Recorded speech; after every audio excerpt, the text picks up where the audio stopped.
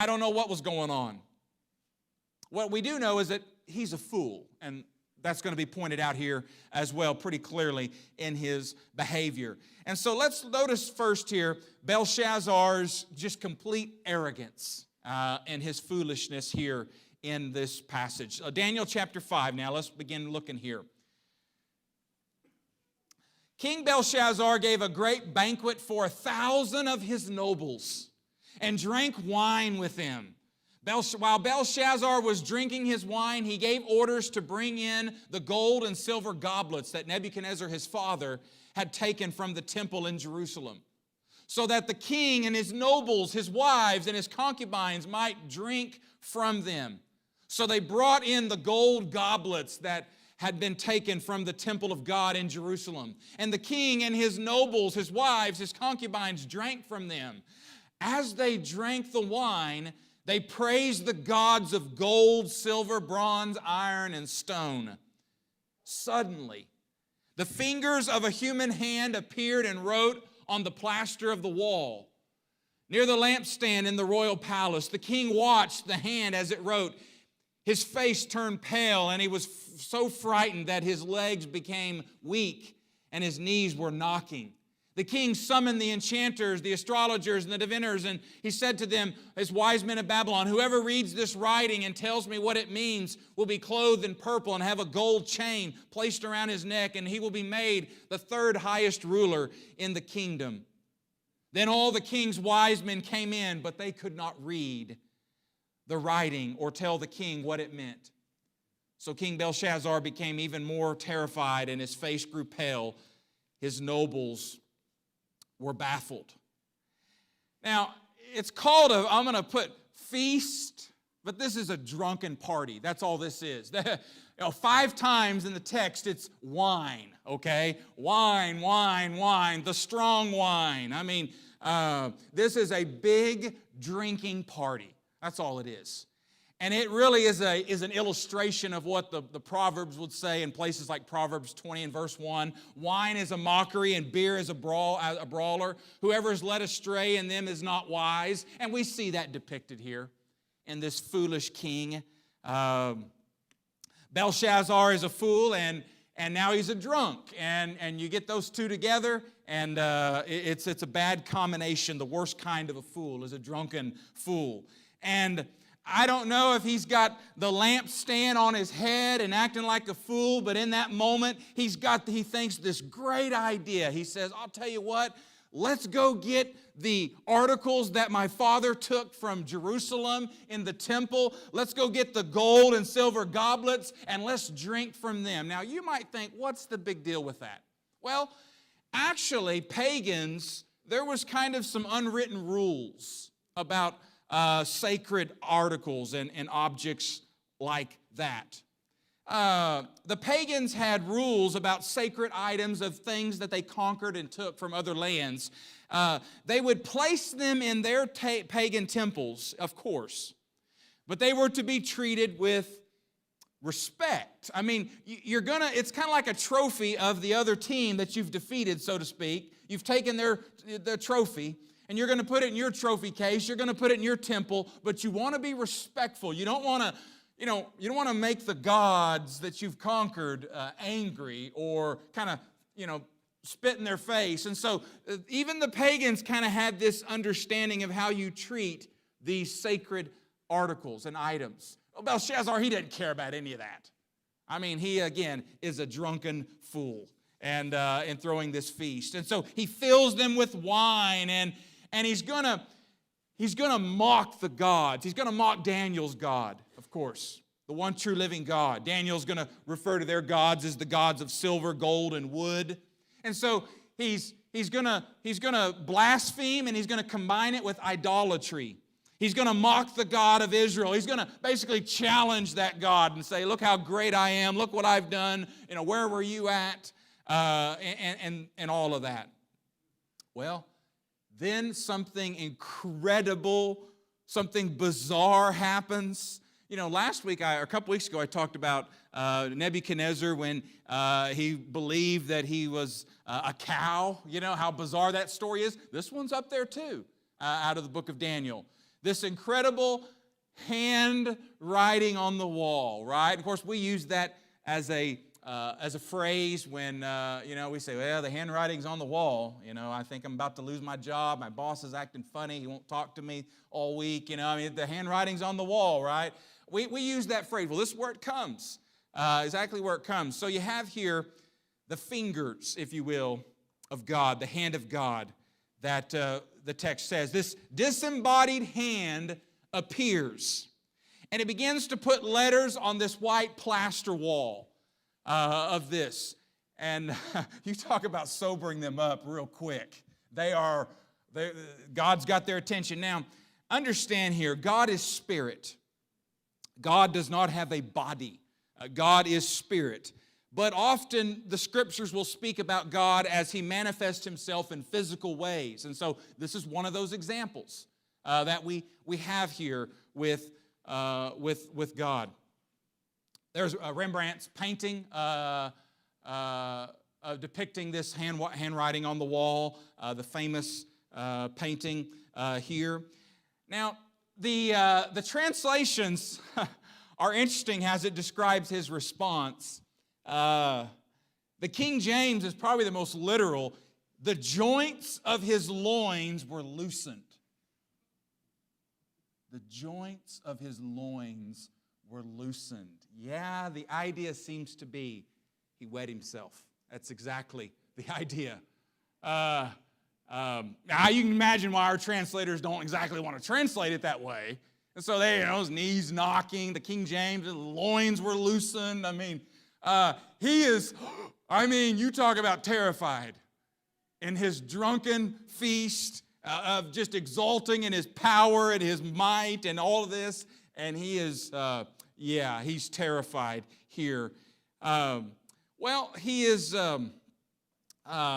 he's going to bring in his wise men. And can we now just say it? These guys, are you kidding me? They can't. We've seen this throughout the book of Daniel. I'm going to bring in all my wise men and astrologers and, sorcerers, and they can't tell him anything, right? Well, of course, keep in mind, this story takes place over decades, the story of the book of Daniel. We looked at chapter 1, and Daniel's about 15, 16 years old. Now, this is 539 BC from 605 BC, so you do the math. Daniel's around probably 83 years old. He's semi-retired. And so, we kind of, these aren't just, boom, boom, boom stories that happen just one year after the next, but there's been some time. But come on, get some new wise men, right? These guys are just worthless. And so, now the text, we're not going to read this, but the queen is mentioned. Now, this isn't his wife. This is probably Mother Queen, okay? Most scholars believe, she knows all about the history that she's going to reference. This is likely the Mother Queen here and so she's going to give why are you wasting your time with all of these astrologers? And go get Daniel. Do you not know Daniel? Do you not remember Daniel who served your father? Now, Nebuchadnezzar's been dead 23 years. So, again, some time has passed. But Mother Queen knows what's going on, and she says, go get Daniel. These guys, they don't know anything. Go get Daniel. Now, again, we're not reading that particular part, but, Belshazzar will send for Daniel, and he's going to insult Daniel, basically. You read the text, he's going to try to bribe and buy his interpretation, and it's an insult. And Daniel's not having none of it. You can't compromise a godly man of integrity here. But before he, as he gets into this, he's got some words to say. And boy, you see Daniel's boldness now. As he's especially going to compare this foolish king to the great king Nebuchadnezzar here. Let's notice what the text says. Daniel chapter 5, skip down verse 18. Your Majesty, the Most High God, gave your father Nebuchadnezzar sovereignty and greatness and glory and splendor. Because of the high position he gave him, all the nations and peoples of every language dreaded and feared him. Those the king wanted to put to death, he put to death. Those he wanted to spare, he spared. Those he wanted to promote, he promoted. Those he wanted to humble, he humbled. But when his heart became arrogant and hardened with pride, he was deposed from his royal throne and stripped of his glory. He was driven away from the people and given the mind of an animal. He lived with the wild donkeys and ate grass like the ox, and his body was drenched with the dew of the heaven, until he acknowledged that the Most High God is sovereign over all the kingdoms of the earth, and sets over them anyone he wishes. But you, Belshazzar, his son, have not humbled yourself, though you knew this. Instead, you have set yourself up against the Lord of heaven. You had the goblets from his temple brought to you, and your nobles, your wives, your concubines drank wine from them. You praised the gods of silver, gold, of bronze, iron, and wood, and stone, which cannot see or hear or understand. But you did not honor the God who holds in his hand your life and all your ways. Therefore, he sent the hand that wrote the inscription. I mean, Daniel gives this history lesson. And he talks to him about his father. Well, this had to be bold. I mean, ancient kings they thought they were the best thing ever, and even their fathers and their grandfathers, they kind of looked down on them like, yeah, they might have been something, but I'm even better. And so to just throw his father in his face like this is took some courage. But he says, your father was great. And Nebuchadnezzar, now, he destroyed cities, yes. He carried off the plunder.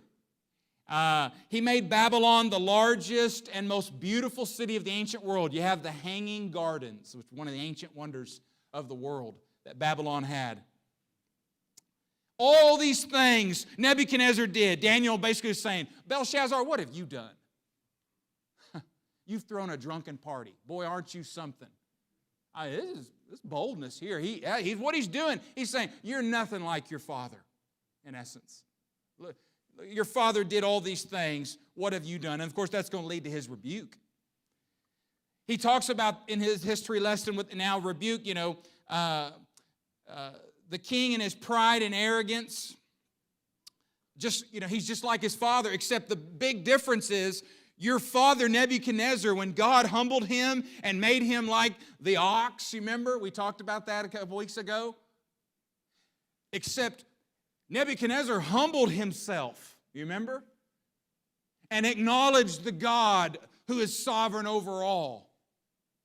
Daniel's saying, you haven't done that. You haven't learned a thing from what your father went through. History. Those who've gone before and have the advantage of looking back and seeing history and seeing how things have worked, and there's a pattern of history repeats itself, right? We know that. And there's some accountability now that you knew these things about your father and about the God of Israel, and you just ignored it. You just continue to live as though you're a God and you're great. And Daniel is rebuking him. You didn't honor the God who holds in his hand your life and your ways. To see what God has done in other people's lives and not to acknowledge that and let that shape and change your life, that's arrogance. And that's what Daniel's laying on him in this rebuke. You are truly a fool in the way you've conducted yourself. Well, what's all this mean here? God's judgment is what all this is leading towards here. Let's notice what the text continues to say here. This is the inscription. So Daniel's now going to tell him the interpretation, what this handwriting on the wall is. This is the inscription that was written. Mene, Tekel, Parsin. Here is what these words mean. Mene, God has numbered the days of your reign and brought it to an end. Tekel, you have been weighed on the scales and found wanting. Perez, your kingdom is divided and given to the Medes and the Persians. And so let's kind of break these three down here. You've got, the three words are numbered, weighed, and divided, is what you could see these as. Mene, and it's repeated twice. Mene, numbered. That's a way of saying this is going to happen. We have the expression that, again, we borrow from Daniel here. We get a couple of expressions. His days are what? Numbered? You've seen that play out, right? I think my days are numbered here. I see the handwriting on the wall, right? I mean, this is where all this comes from. Your days are numbered. And then TKL, you're weighed. Think about that lady whose eyes are blinded with the scales in our justice system, right? Belshazzar's life is on one side. God is on the other side, and there's no comparison. I mean, with God and His righteousness and justice and His power and His sovereignty, and Belshazzar you've been weighed and you've been found wanting. You think you're a somebody, you're a nobody. You're a nobody compared to God, the God of heaven. You're a lightweight. You can't stand up to me. And then divided. His kingdom will be divided. It'll be destroyed. Is the idea, divided into pieces. And this comes to pass, if you skip down at the end here of Daniel 5, look at verse 30 and 31. That very night, Belshazzar, king of the Babylonians, was slain. And Darius the Mede took over the kingdom at the age of 62. And historians tell us that's exactly what happened. The great mighty city of Babylon fell without a battle. I told you how they came in. They just came right in. Found a drunken feast, not prepared, not organized, not ready. They took Belshazzar, they executed him, they took the city, Babylonian Empire, gone. You can look up online some of the images. There's just a few images we've got left of this ancient city. One of the outer walls, there's a section. One of the greatest cities and powerful empires that the world's ever seen, gone. Remember what I said a few weeks ago? Right? Dust. Remember we saw that in chapter 2? Just dust in the wind. That's all they are in God's hands. Babylon is fallen. Babylon is fallen. Well, our life is in God's hands. I go back to this phrase in Daniel 5 here, verses 23 and 24. That to me is the standout as I was thinking about this. That you did not honor the God who holds in His hand your life and your ways. There's our lesson. There's our application. Our life is in God's hands. There's a modern Italian sculptor, Lorenzo Quinn, and he has a lot of these sculptures and things that he's done. And he says this on his website. He says he's known for expressive recreation of human hands. This is what he says. He says, the hand holds so much power. The power to love, to hate, to create, and to destroy. Boy, isn't that so true? Power in the hand to love, to create, to hate, destroy. This is one that he is well known for. It's called simply the hand of God. Not sure, he doesn't really explain what he was thinking there, and that's of course with art. There's often, it's left up to the very individuals to kind of give their interpretation to art. This hand of God sculpture has been done by some other artists and sculptors in other countries and depicted in different ways, done a little bit differently. But I want you to look at that. I want you to imagine the man sitting on that hand. I want you to imagine that's Belshazzar. But he doesn't know it. That's the very thing Daniel says is you did not acknowledge that you were in God's hands. Your life, your ways were in the hands of God. You ignored it. You were oblivious or you rejected the knowledge that you had. If he could have just repented, if he could have just acknowledged, maybe like his father Nebuchadnezzar did. You remember? God restored Nebuchadnezzar. Incredible enough. Maybe things could have turned out different for him. I don't know. You remember what the Hebrew writer says in Hebrews 10:31? It is a dreadful thing to fall into the hands of the living God. This is in regard to judgment now.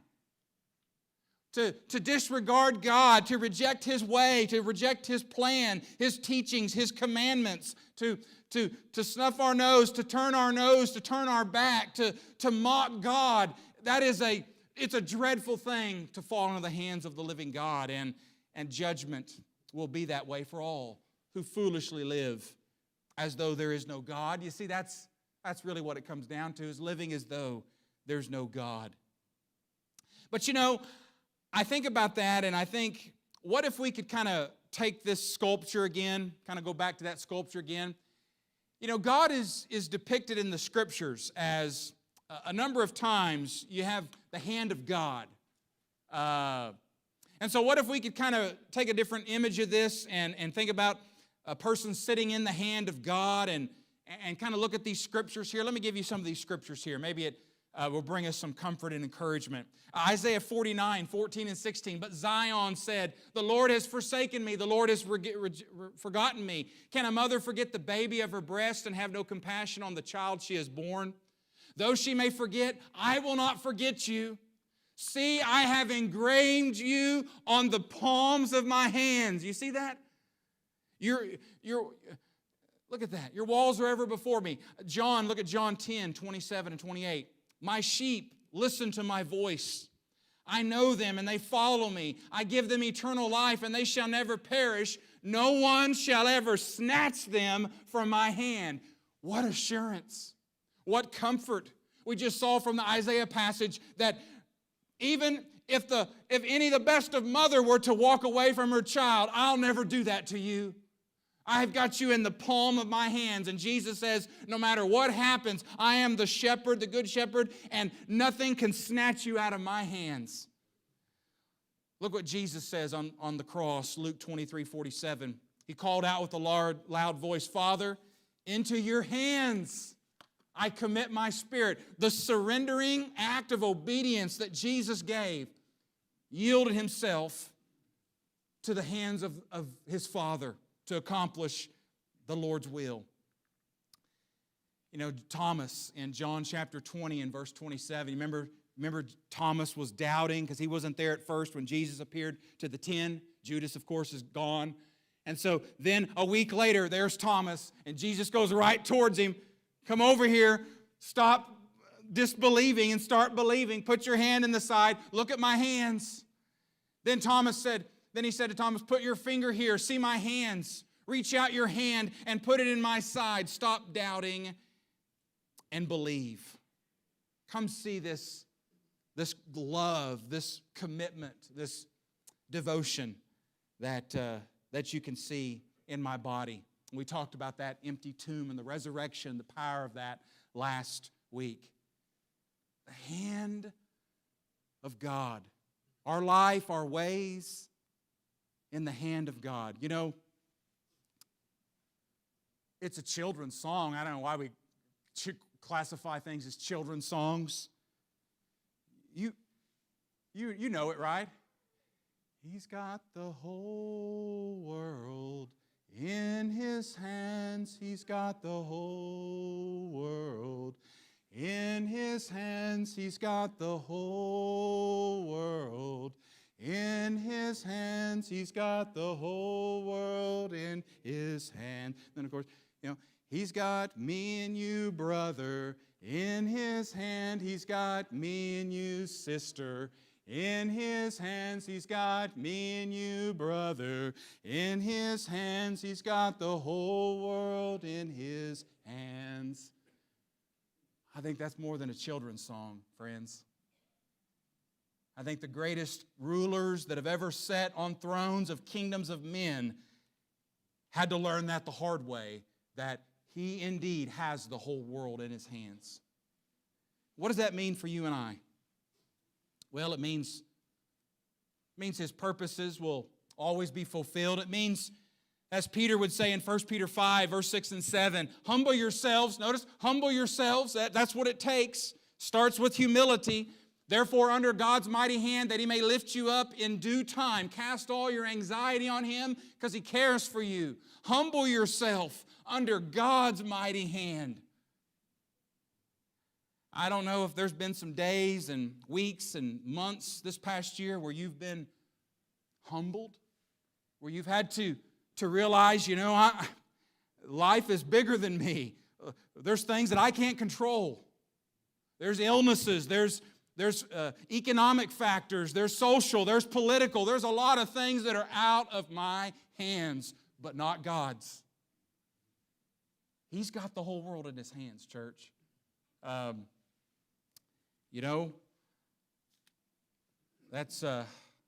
That's easy to preach, but when you look at some of your loved ones lying in a hospital, when you see people going through unimaginable pain and suffering, and families that are hurting, and abuse and neglect and all sorts of things, but you got to come back to, we're in God's hands, and His will and His purposes will be accomplished, and that's what we put our faith and trust in those times.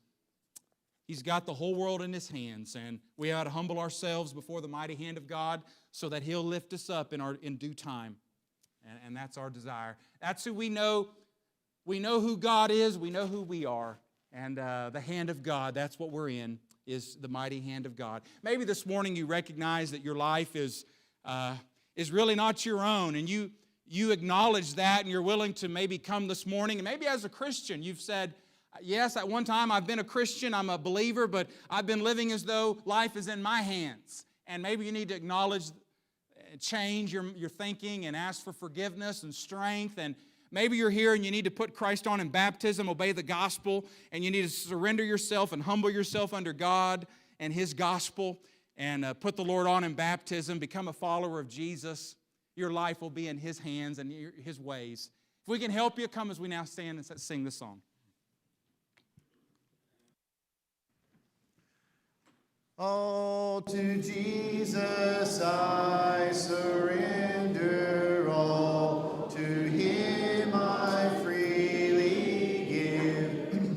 I will ever love and trust Him, in His presence daily live. I surrender all. I surrender all.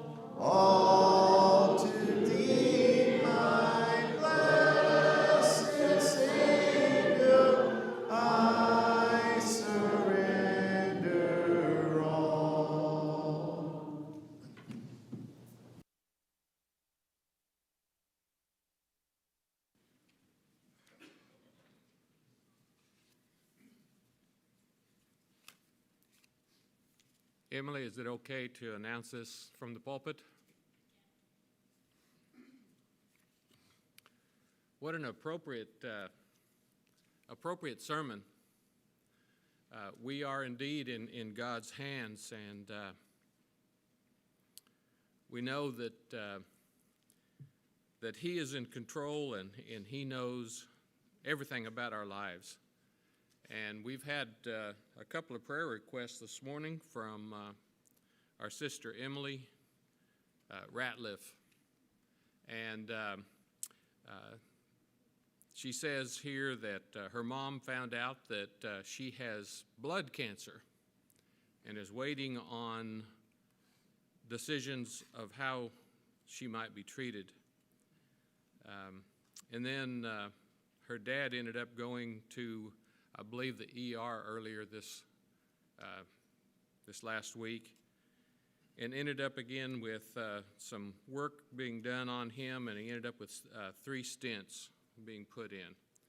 And he's still suffering chest pains. So we're going to go to prayer to our God for this family. So if you would pray with me. Our God, we are in awe of you and your greatness, your creation, your love and your care for us. We know that you know what is needed and what will eventually be done in the case of these 2 wonderful people that we know and love so much. But we lift them up. We have desires for their good health, and we ask that you be with both of them and help them to be strong during these times that are trying, during the health issues that they're suffering from. We ask for wisdom for the doctors that are making decisions on treatment. We ask that you bless them with a strong will and a strong faith, even during hard times like this. We pray that their faith will not waver. And we also pray that we as brothers and sisters will lift them up and help them and encourage them and help them through these hard times. Thank you for your love. Thank you for all that you do for us. And again, we love you and we thank you for your Son. It's in his name that we pray. Amen.